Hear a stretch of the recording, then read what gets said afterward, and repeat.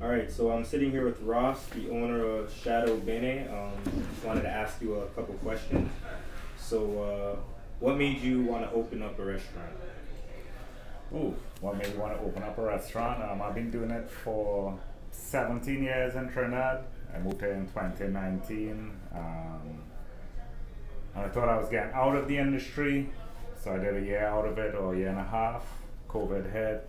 I spent some time relaxing, and I realized that I had a passion for the food industry, so I slowly got back into it and opened Chadon Beni. All right, so would you like to introduce yourself? Uh, my name is Sankalpa Lamichhane. People just call me Sanka, but it's easier. I'm a head chef at Chadon Beni. It's located at Queen and Shaw downtown. And I've been in the culinary industry for the last 7 to 8 years on and off.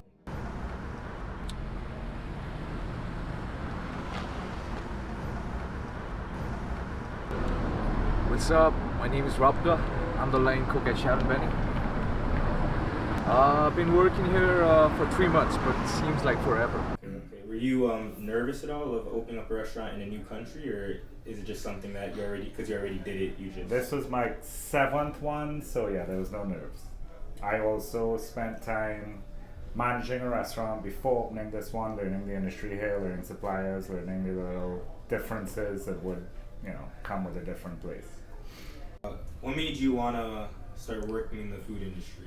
The first job I got when I first moved from Nepal to Canada was like a dishwashing job. And then I got promoted to line cook really fast because I wanted to learn things basically. And then what got me into it and why I stayed this long is like the vibe basically. It's like in kitchen what you do is like you work hard, everyone is yelling, it's like hard ass work and stuff like that. At the end of the day everyone goes out, drinks, like it's like more like family vibe kind of basically. And that's the thing that kind of got me into culinary at first. What are some of the responsibilities that come with managing a restaurant? Managing your staff is the main issue, main responsibility. If you don't manage your staff, then that's where your issues start. That's the hardest part, making sure that everybody works as a team, making sure that everybody feels like they're part of the team would be priority.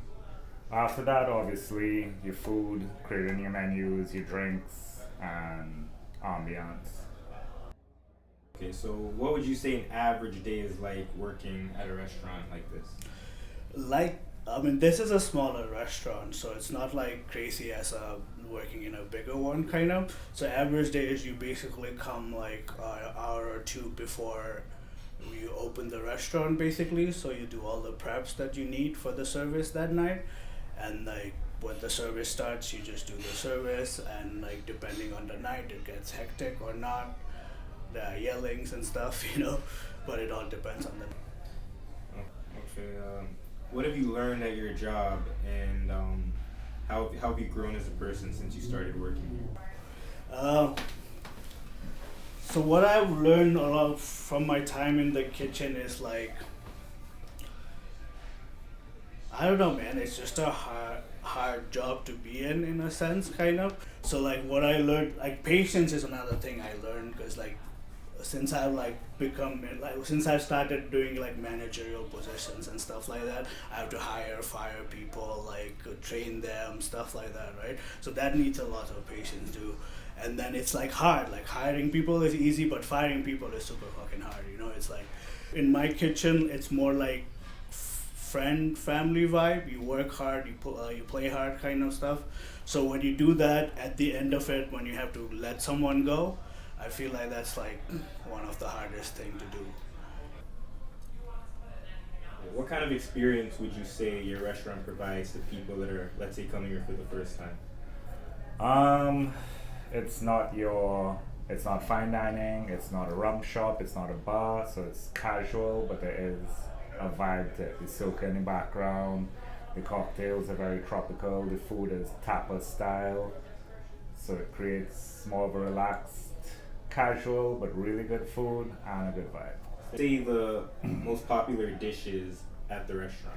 Right now it's gonna be bacon shark. The macaroni pie bites and callaloo have taken off. So bacon shark is a Trini beach sandwich basically. It's Maracas Beach, which is one of the most popular beaches in Trinidad. Tobago has their separate beaches. It's basically like a flat fried flatbread, so like pizza dough almost, rolled out thin, deep fried, so it puffs, it's a float with fried shark, cucumber chutney, mango chutney, tamarind chutney, garlic sauce, Chadon Beni sauce. But that would definitely be the most popular with Canadians and West Indians. Thank you for taking this time No problem, with anytime. us. Yes. All right. All right. I think that was